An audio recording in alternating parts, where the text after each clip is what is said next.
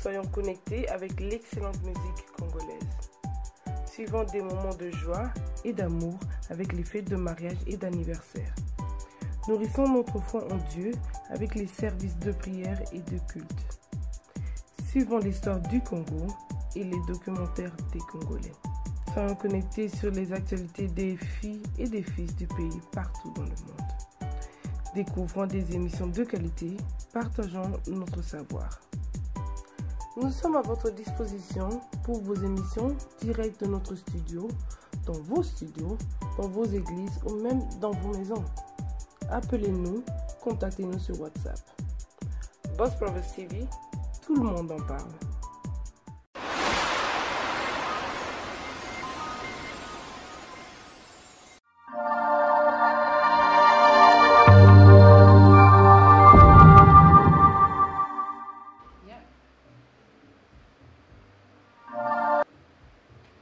Hello, good evening ladies and gentlemen. My name is MARLENE Mayele. As usual, thank you once again for joining me here on the Young Queen Talk Show. Same place, same time. As you can see in the background, yes, it's all about the Mr. and Mrs. Congo today. I know normally I tend to bring you all current affair topics, but today I decided to just look away from that and bring you something more pleasant and more eventful. Give a little intro of the history of this event. In 2006, Miss Congo was introduced by Bonnie, who is the owner of Shot One. We later saw the event take place again from 2006 onwards to 2008, and they had a winner called Miss Gina, who was officially signed off or as the Miss Congo of UK and also greeted by the president back in Congo. But however, due to political reasons, Bonnie, the founder of Shot One, had to stop the event which he founded as Miss Congo. But later in 2010, it was reintroduced to us in the Congolese community by the disc jockey, which was founded by Francos, who is the owner of Voice of Congo.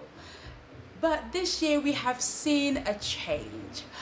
I want to know why there's a change. And that change is we have Mr. and Mrs. We are no longer having Mrs. Congo taking place this year. We are having Mr. and Mrs. Congo, which was introduced to us this year. And it's taking place this Saturday, the 12th of May. And today I have with me on the platform a young lady that you can see in the background there, who is a finalist of the Mr. and Mrs. Congo. We're going to find out more from her. I don't want to say too much. We're going to let her say what she has to say. Hello, darling. Please introduce yourself. Hi, my name is Gracia Susuzande. Yes. And I just want to say thank you for having me on your talk show today. No problem. Thank you for coming. Yes. So, talk us through, how has it been in Mr. and Mrs. Congo so far? It has been an amazing journey from February, from the casting to being presented to all the managers, and then week after week coming from the practice, be introduced to every session, She's King and the history session. It's been absolutely an amazing journey. I had the chance to be able to meet all the girls, and week after week, I've seen girls dropping, but it has not just separate us but make us even stronger, closer to each other. And yeah, it's been absolutely an amazing journey. So that's wonderful. You now, yes. Would you care to tell us why you decided to join the pageant?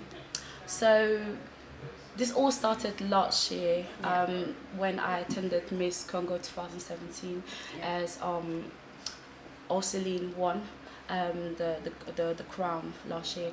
And so as I was going back home, I was thinking about all this, and I saw this opportunity as I saw it as an opportunity to be able to work with children. As currently right now at the moment, I'm working in the nursery with children, and then so seeing this as an opportunity to work with children back home, it has basically inspired me to really go forward on this, and then be able to give them the chance, as I've been given the chance right now, to know a little bit about my identity as a Congolese young woman, and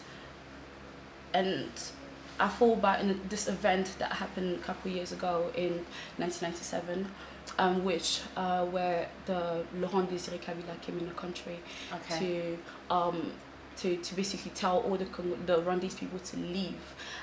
Therefore, it has left most children with no parents. For those who their parents were like Rwandese, whether they were lost of identity. Exactly, and they had to leave. And by them leaving, it has left those children heartbroken, homeless, with no future basically. So it's Mr. and Mrs. Congo UK. Yes. But you said you want to do something back in Congo. Yeah. What about the UK? Yeah. What about the children here in the UK, the African Congolese children in the UK? Yeah, it's something that I wanted to say as well, because obviously I live here. I want to start here before I go back home. When I'm talking about identity, I'm talking as well for the children that basically was born here, for those who basically as well came here when they were quite really young. Okay. We have this thing where we've kind of lost identity in the sense where of languages, for example, like Lingala to us is a strange thing now. We don't speak Lingala no more. I love it. I speak it all. I know it's amazing because like I literally learned Lingala when I came here in UK. Yeah. My dad used to be a soldier for Mobutu. Yeah. So it was all about French back in at home in Congo.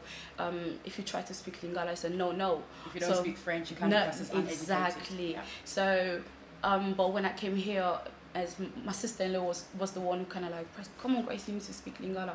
And at first it was like just like Nasa Baba or anything like that. Yeah. Like also about Lingala one day. But the more I was practicing, the better I was getting. And I learned to love it as well. So this is something that I really wanted to introduce as well, to remind children from this country. It's not just about English because you can study English, but what about your own languages? Do not forget that. Yeah. Very true, very true. So you want to focus on children who have a loss of identity. Yes. You also mentioned there 1997 when Kabila the Père, as they would say, came over to Congo to take over, to kick Mobutu off power. Yeah. How does that year, or how do you link yourself to that event? I link myself to it because I've basically lost my mom through that event. As my mom is Rwandese, and she had no choice. When you say she had no choice, she had no choice because the Rwandese was killing people. He wanted everyone out, whether you're half, whether you're full. Anyone that is and not anyone Congolese, you had to leave. And then as I remember as well, even people from who were close to Mobutu had to leave, you know. So her including, she had to go. So that has left me motherless, heartbroken, and been given to other people. I mean, mothers women who didn't really care much, but just had to basically just take me home. So yeah. I'm trying to hold my tears. Fly back inside. So it's very difficult because it's really true when we hear people saying they were affected by the war, like because of the things that happened politically in the country. It has, left them with such a trauma in their lives. Yeah. And I'm really sorry that you happen to be one of those people. That's okay. But you're now using that to your best. Yeah. I thank the Lord. We all, how do I say, any event can when it comes into your life, it can kind of shift you up. It can leave you really broken to the side where you can decide to do stupid things like drugs, prostitution, and so. For some reason, God has kept me to the point where I'm not doing any of those things. I'm really focused on my education and trying to think like I have a future, I have something to look forward to, and yeah, I'm really thankful for that. I'm grateful. And in terms of your education, what are you studying? I had the chance to study arts, design and fashion in College of Southgate, and I pursued it in my foundation degree.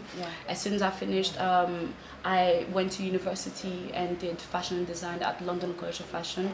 But towards the end of my first year, I was really sick. So basically, I think the event, all the things that basically happened to me back in the day, I think it really has really started to manifest as from since 2017 to, I think, just this last year it stopped. I was basically suffering from panic attack.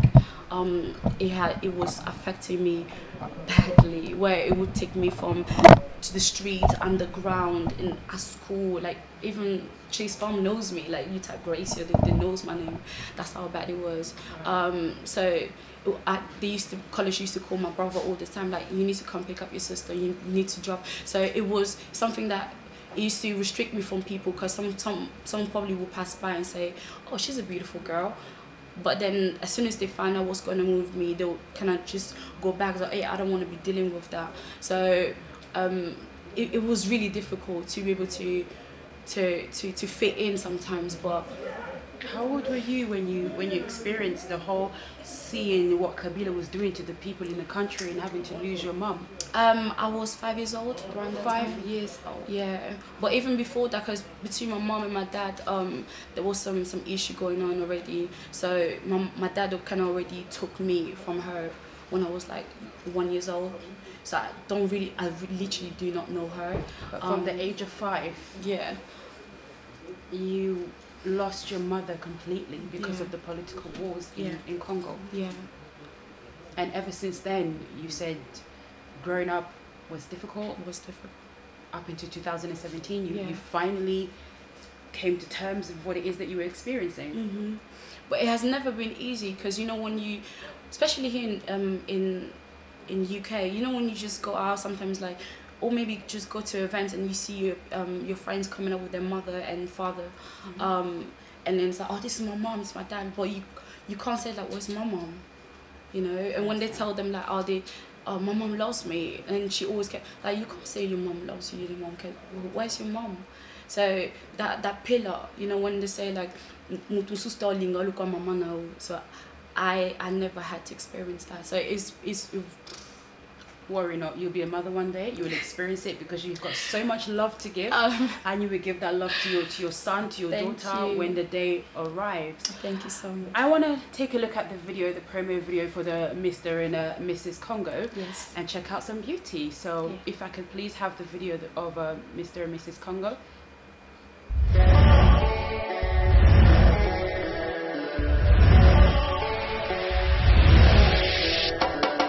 Ma chérie, elle a des secrets dans le cœur. Ma chérie, elle a des regrets, des rancœurs. Oh, ma chérie, elle parle doucement, doucement. Ma chérie, n'aime pas les mouvements, mais j'aimerais l'emmener, l'emmener, l'emmener. Mais j'aimerais l'emmener, l'emmener.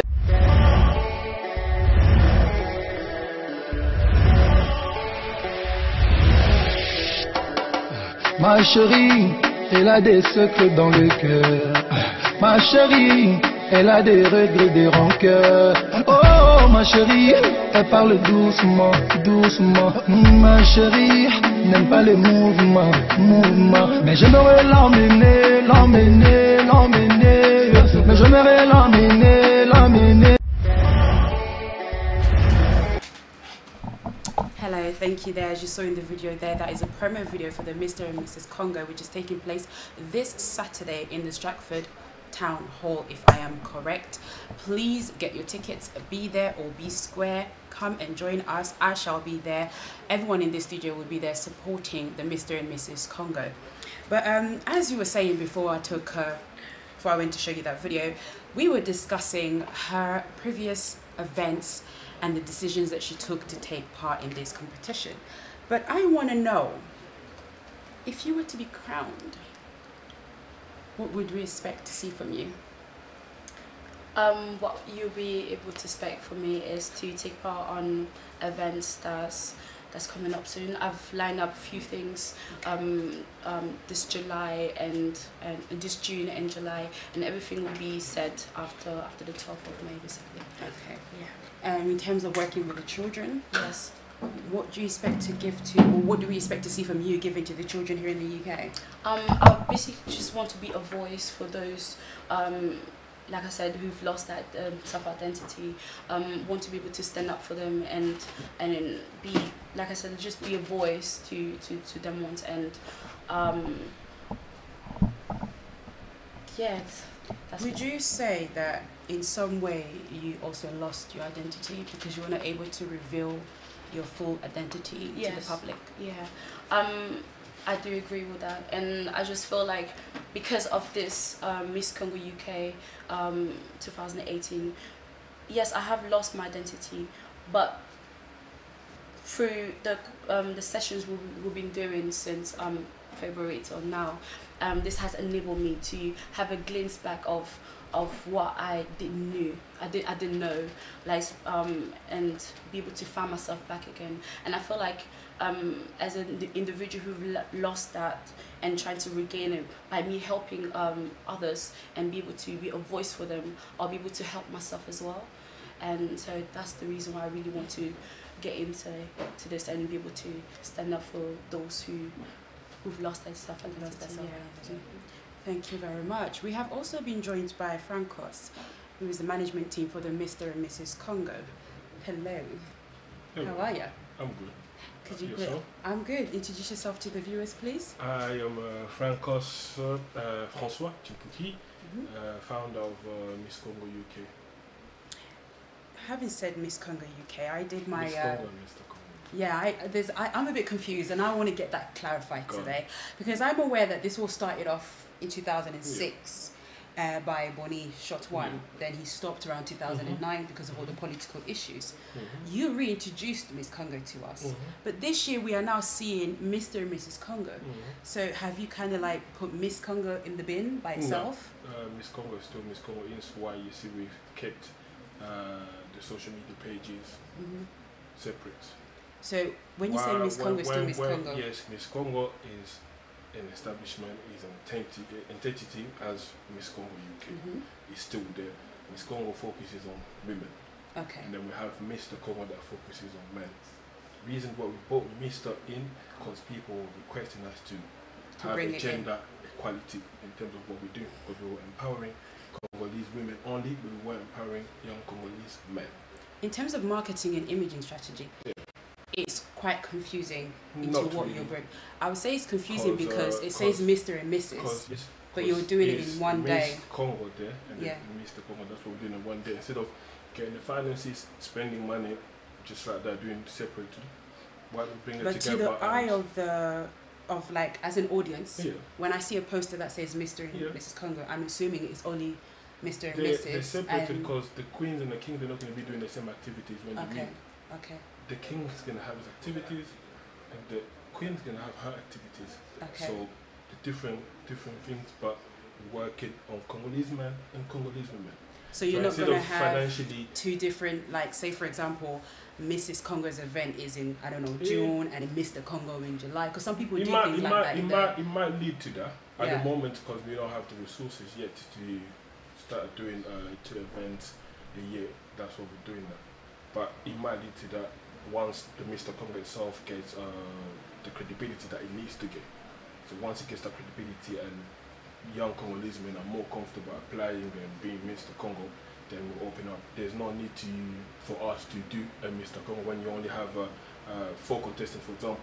Hire a big hall, pay a lot of money, and then you put 4 guys there. It wouldn't make any sense in that sense. So bringing it together financially makes it easier for us to work in that sense, where once we have a king that's been crowned, that king is going to work during the year, and if that king works well and is convincing enough, then it will give other young people confidence. I think it might take a couple of years, a few years for us to do that, but it will give other young Congolese men confidence enough to come and step up and say, okay, if you can do it, I can do it too.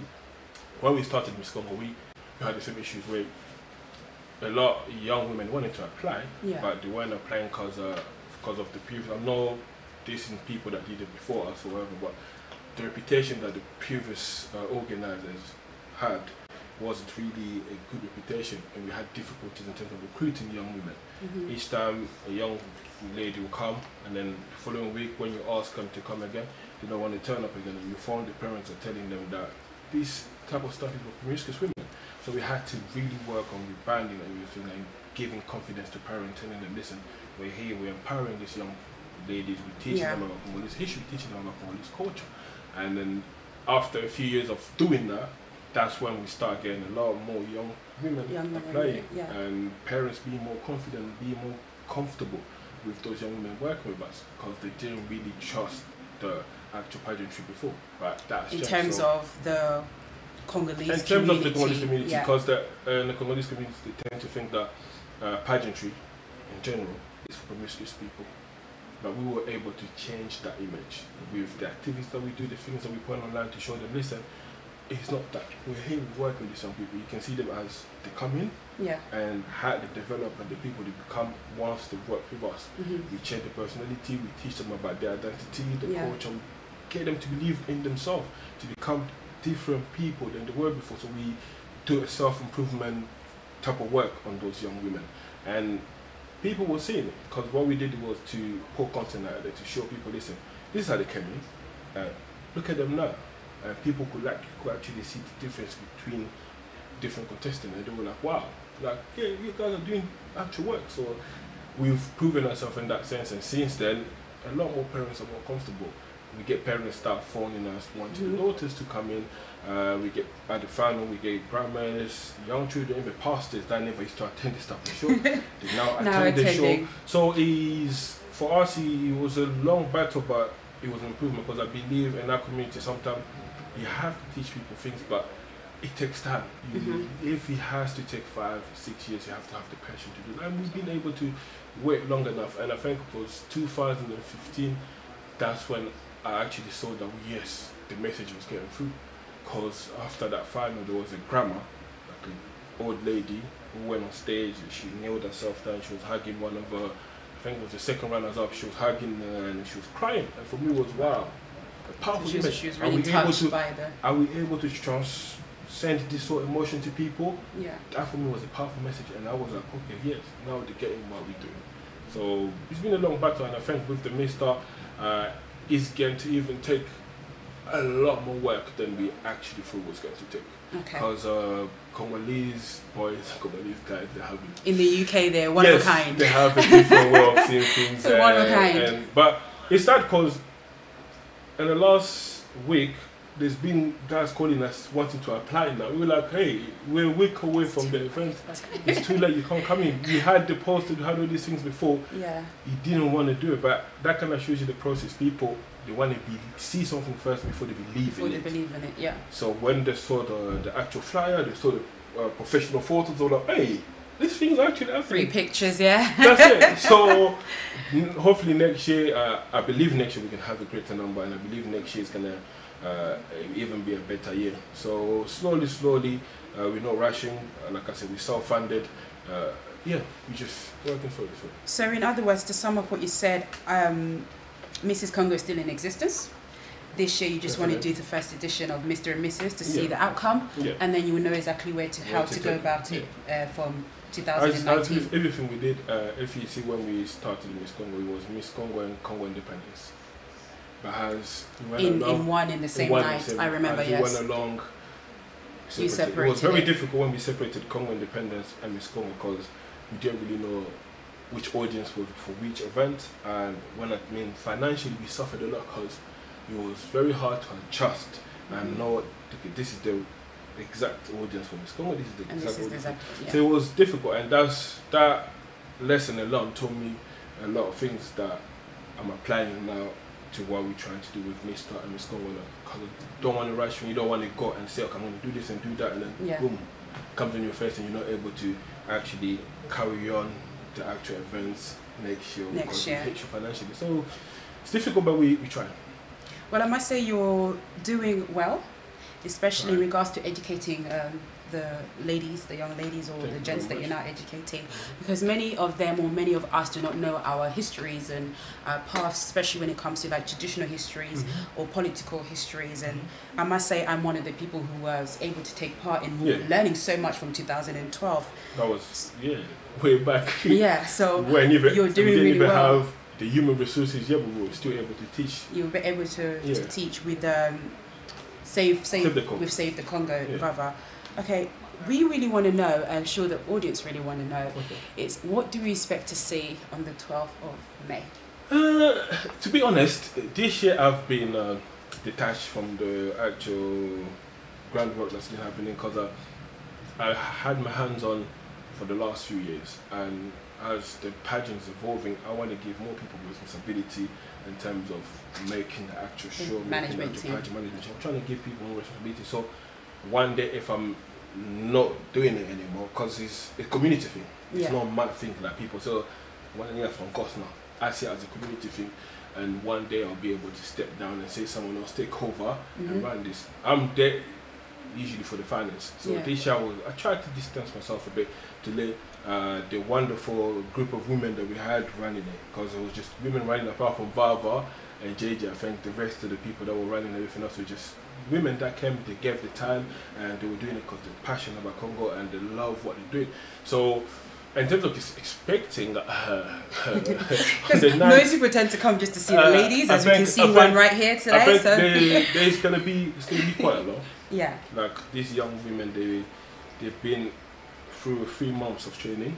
There's gonna be singing, a bit of acting, a bit of storytelling, because some of them they have amazing personal stories that they want to share with the audience. It's gonna be really, really, like, well, I wouldn't call it shocking, but it would be touching, like, touching, very emotional. What about the guys? You know, I'm coming for the guys. The guys, you coming for the guys? No, just to have a look, you know.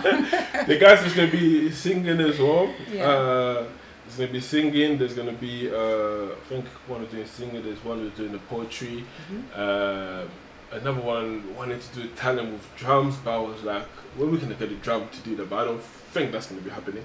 But apart from that, the introduction dance, that involves the girls and the guys. Guys, I'll tell you, be there at 8 o'clock, no, 7 o'clock when the door open. Should I say Western time or African timing? Western time. Western time. If you miss the opening dance, what I mean, it's going to be crazy, isn't it? You've missed the whole event. You've missed the you missed the you've boom. missed the whole event. That's what I can say. So it's going to be so many different the things. opening dance is going to be amazing, and the delivery of the girls. And we also have an artist coming from France, Chesco de Merod.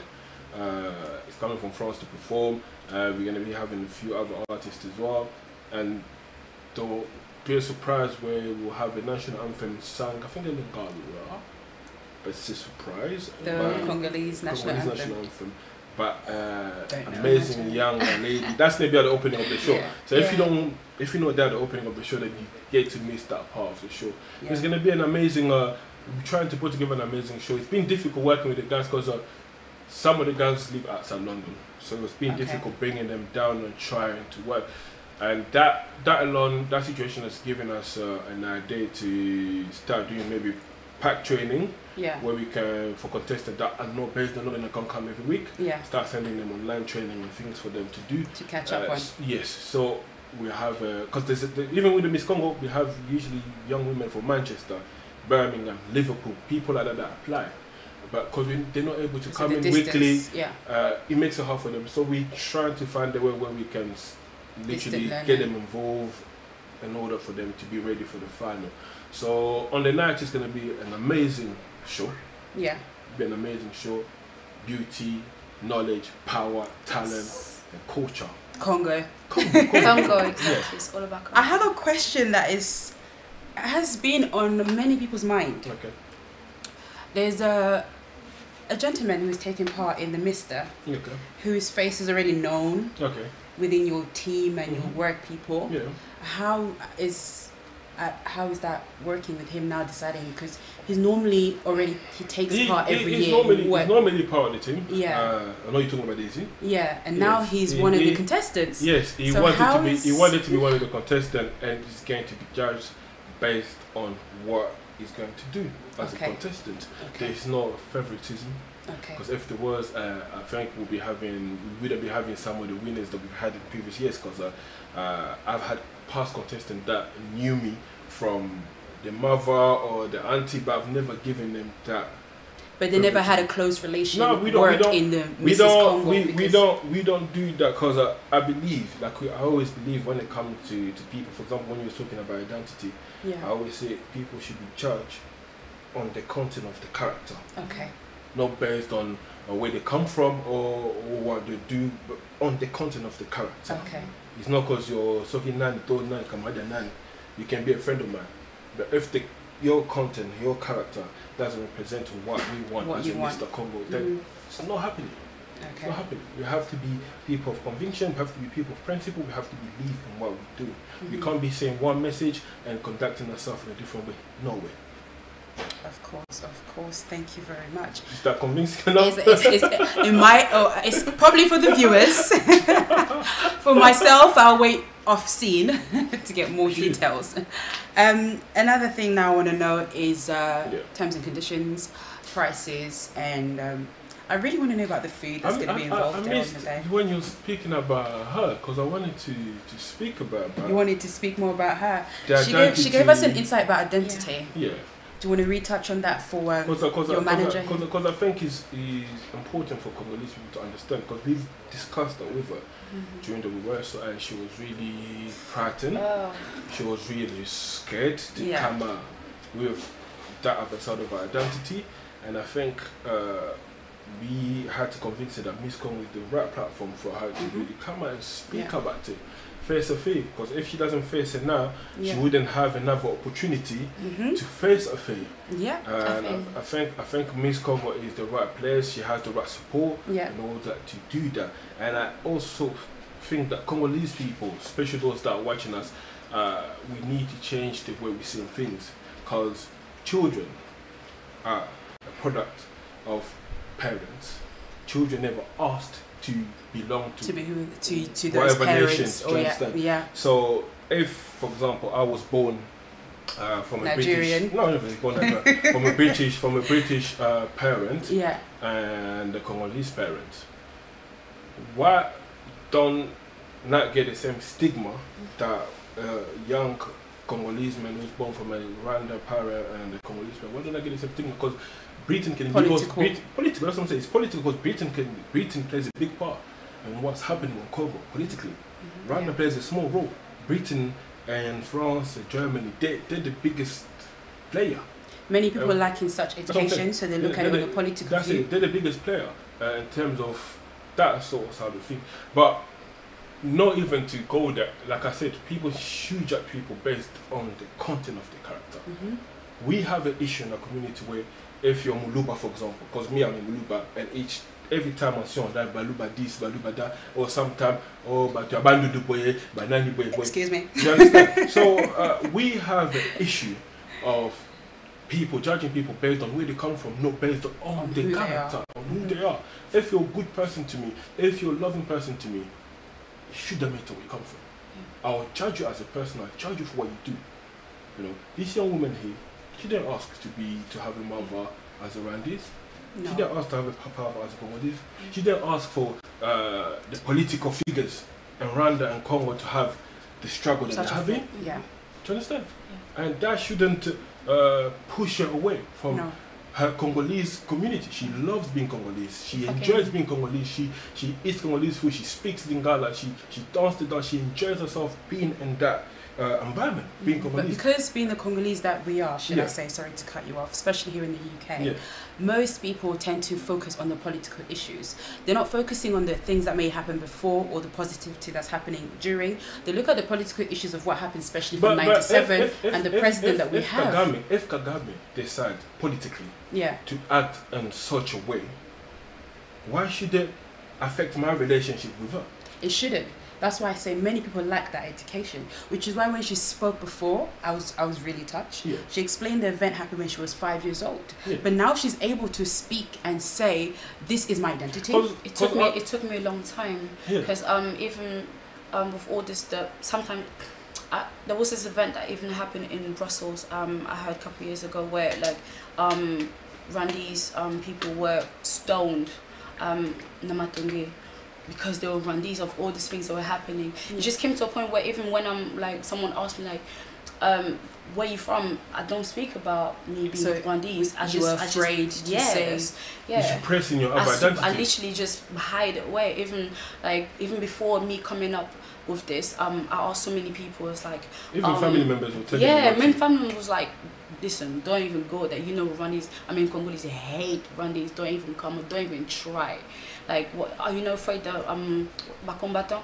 It's all these things I kept on having, and I kept on talking about it with managers, and it would always just make me so make me cry, really sad. It was like, how long am I going to keep on like this? And it's been really hard for me to come up with this. The sad thing is, she's not the only one. There is many young Congolese, half Congolese, half Rwandese that are suffering and they're not able to come out and say they suffer. At the beginning, I think of Miss Congo, when recruiting, we even had a half Congolese, half Rwandese girl. I think she left, but I don't know the reason she left. But I will assume, that's my assumption. I assume because maybe she sort of felt like she would be judged based on her identity, which I think is unfair. Like, there's many young people out there that are suffering this type of stigmatization, and that needs to stop. That needs to stop. We need to show them that you're one of us. We love you. You know, we love you for the person. Like, if you're a good person, you are a good person. But it's amazing how you can be a good Congolese. You can be a Congolese. Yeah. But you hate another Congolese because it happens between us. It happens between us. So of course. Why do we have to start making a stigma to other young people? It's amazing how we see when, for example, if I take it back to slavery mode. Yeah. And then we look at the political side. Each person that is behind all the things that is happening behind the screens is the Western society. And we live in the Western society. We are partaking in what the Western society is doing to our countries, our cities, and our home. But they would welcome someone who is half mixed, quarter cuss, whereas instead of welcoming someone who is full black but just of different parts of Africa. Definitely. Why is that? Definitely. Like you said, lack of knowledge. Lack of knowledge. I think lack of knowledge. People need to do more research, discover more, just learn. And I think people need to start loving more instead of hating. There's a lot of hate. There's a lot of people in their lives that things are not going well, and instead of focusing on how to make their life better, sorry, they look. you look so serious about what you're saying. But in my head, I'm laughing about it because they look for things to focus on and point finger at blame. So those instead of themselves. Yes, and those people shouldn't be given the space to come and display such hatred. Yeah. There's not such space in our community, and we should be building a loving, thriving community. And once again, as the company, as Disc Jockey and Mrs. Congo, you are always open into bringing out such awarenesses and making sure that people are aware of this, so that you can break the silence in such issues in the community. Definitely, we like to challenge people's beliefs and thoughts, and I think the stories. I'm just disappointed Daniela couldn't come here because she has an amazing story as well. Okay. She's a young woman. Her sister was blamed of having kindoki. And her sister, like, their family suffered because of that. Her herself suffered. She cries over it every time when she speaks about it. And I wanted her to speak about it because it's an amazing story. And her fight, she said, if she wins Miss Congo, it's going to be to push the Congolese government to pull a law where no pastor can be able to say that X, Y, Z has kindoki. Unless they manifest it. Unless they can prove that. Unless they manifest it. And she said another that she will push for each road in Congo to have one church only. So it would have been amazing if she was here. You know, we have her, we have Daniela. There's so many issues, and that's why we enjoy doing this type of things, because we meet people with different problems, with different issues that we tend to try and grab on and fight for and try and make a change. And like we said, the previous year was the HIV, and the following year we had another character. It was a massive impact in the African community. So we trying to do things differently. We don't judge people based on external beauty, we judge them based on the inner content. So in other words, it's not really a miss, because a miss, they expect them to be a certain size, a certain height, a certain look. It's more of a pageant, because you're not worried about the size, you're looking about empowering the people and adding knowledge. And I wanted to say as well, like, the reason why I wanted to say as well, because Celine inspired me as well. Because I'm just thinking, like, this young woman was born with HIV, she didn't ask for it, and then she build that confidence, that strength to really come out with a subject that is literally taboo in our community. And so I kind of look at myself and was like, wait, I was born without even asking for it, and then why do I have to suffer for it? And that's the reason why I kind of build this strength within me, and to be able to speak out about it. Amazing, amazing. Thank you very much. We're coming towards the end of the show, but before I go towards the end of the show, I really just want to confirm a few things in terms of the 12th of May, so that the audience can be sure of what to do, where to go, and who to contact. Could we please have a confirmation of ticket prices? Ticket prices are, unfortunately, we gave people the opportunity to get early bird ticket, but now they've run out. There's no more early bird ticket. Standard tickets are £20. VIP, we have two types of VIP. We have level 1, which comes £35, comes with just the VIP seating and some soft drink, and a bit of canapé, whatever you call them. And then we have a £40, which is level 2, which comes with a meal. So I would like to personally know what the meal is, because there's going to be different things on the menu where you pick, I think, 4 toppings, and then so I can have like kwang and daba. You can have kwang and daba. You can have some fumbwa. I don't know, no fumbwa. No soup yet. No soup. Yeah. It's gonna make the whole place mix. But yeah, so normal ticket 20, VIP 35 and £40.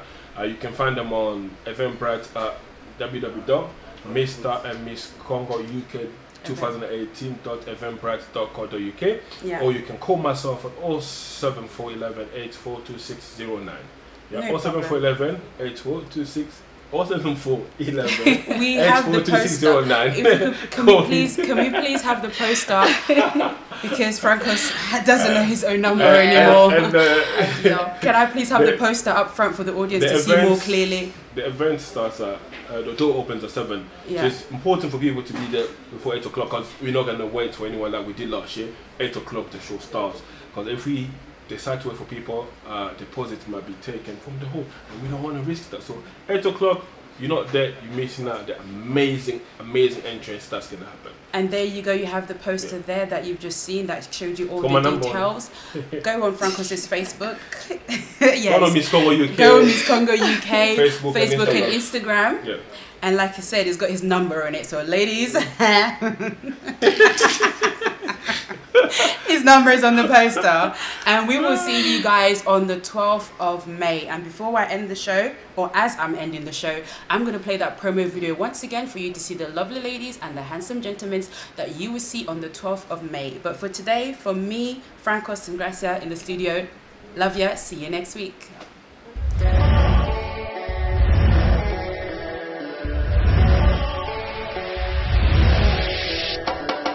Ma chérie, elle a des secrets dans le cœur. Ma chérie, elle a des regrets, des rancœurs. Oh, ma chérie, elle parle doucement, doucement. Ma chérie, n'aime pas les mouvements. Mais j'aimerais l'emmener, l'emmener, l'emmener. Mais j'aimerais l'emmener, l'emmener.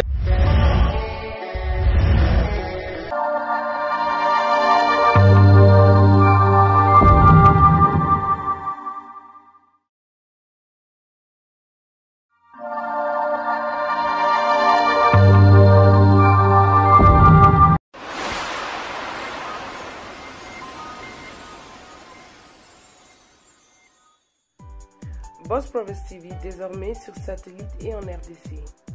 Soyons connectés avec l'excellente musique congolaise.